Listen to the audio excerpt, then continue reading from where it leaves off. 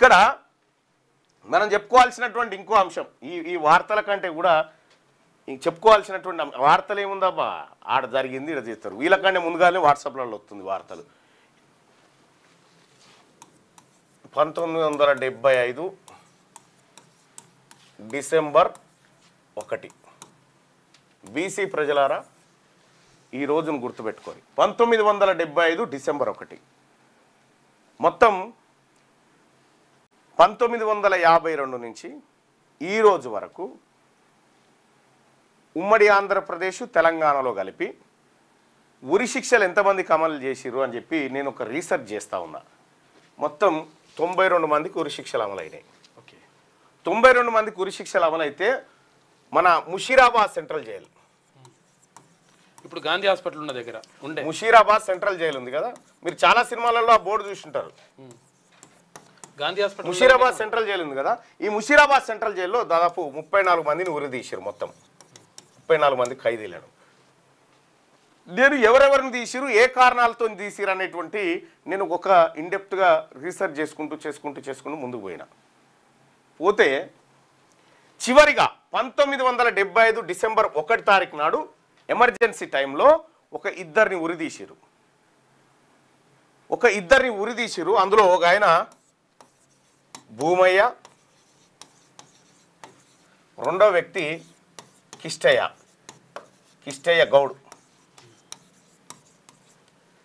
Bhumayya and Kishtaiah Goud వీళ్ళిద్దరిని ఉరిదీసిరు అసలు వీళ్ళు చేసిన నేరం ఏంది అనేది మళ్ళీ ఇంకా ఇన్డెప్త్కి పోయినా అసలు వీళ్ళు చేసిన నేరం ఏంది అనేది ఇంకా ఇన్డెప్త్కి పోతే ఈ భూమయ్యది జగిత్యాల జిల్లా ఈ కిష్టయ్య గౌడ్ది ఆసిఫాబాద్ జిల్లా తీర్యాని మండలం ఈయనది వచ్చేసి వెలుగటూరు మండలం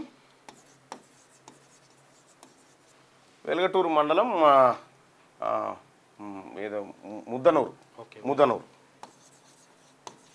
ముద్దనూరు వీళ్ళది కన్నారమేమో వాళ్ళది అసలు వీళ్ళని ఎందుకు ఉరిదీసిర్రు అనేది ఇన్డెప్త్కి పోతే ఈ తీర్యాని మండలంలోనే ఒక భూస్వామి ఉన్నాడు ఆ భూస్వామి ఆగడాలు భూస్వామి భూములన్నిటినీ చెరబడతా ఉంటే ఈయన ఈ భూమయ్య ఈ కిష్టయ్య వీళ్ళిద్దరూ బీసీ సామాజిక వర్గానికి సంబంధించినటువంటి ఈ కిష్టయ్యనేమో భూమయ్యనేమో జంగం వాళ్ళు ఉంటారు కదా మన బీసీలు జంగమయ్యలు ఆ సామాజిక వర్గం ఆయన గౌడు సామాజిక వీళ్ళిద్దరికీ ఆ ప్రజలు మొరబెట్టుకురు వాళ్ళు అంతో ఇంతో జర చైతన్యం ఉన్న వ్యక్తులు వీళ్ళిద్దరికి మొరబెట్టుకుంటే ఆ ఊర్లో లచ్చు పటేల్ అనేటువంటి భూస్వామిని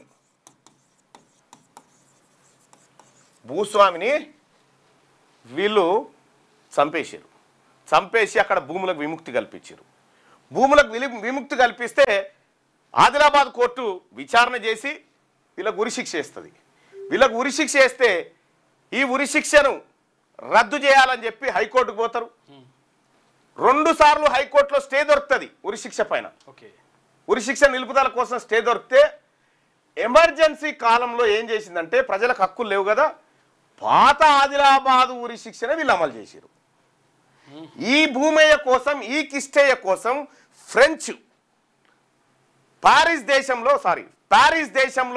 ప్యారిస్లో ఉన్నటువంటి భారత రాయబార కార్యాలయం ముంగట ప్రజలు ఆందోళన చేసిరు వీళ్ళని ఉరిదీయొద్దని ఏడా ప్యారిస్లో అయితే వీళ్ళ ఉరిని నిలుపుదల చేయడం కోసం ఒక కమిటీ వేసిరు దేశంలో ఆ కమిటీలో ఎవరెవరు ఉన్నారు ఎట్లైనా జార్జ్ ఫెర్నాండెస్ అటల్ బిహారీ వాజ్పేయి వీళ్ళిద్దరు ఉన్నారు అటల్ బిహారీ వాజ్పేయి జార్జ్ ఫెర్నాండెస్ వీళ్ళిద్దరు ఉన్నారు ఇప్పటికీ భూమయ్య భార్య నాగమ్మ ఆ ఊర్లోనే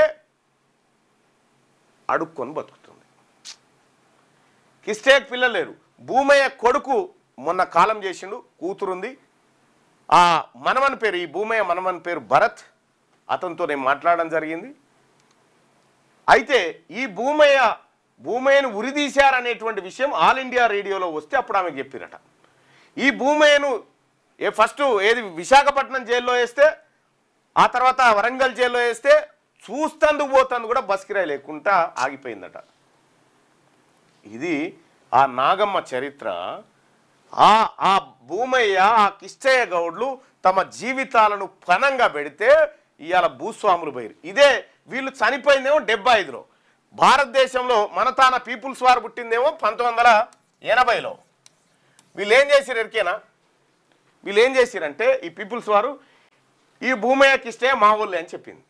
ఓకే, మా ఊళ్ళే అని చెప్పి వాళ్ళ ఖాతాలో జమ చేసుకున్నారు. సరే ఏం చేసినా కూడా ఈ భూమయ్య కిష్టయ్య గౌడు చరిత్ర ఈ పత్రికలు ఈ టీవీ ఛానళ్ళు మనకు చెప్తాయా? చెప్పవు. మనమే తెలుసుకోవాలి.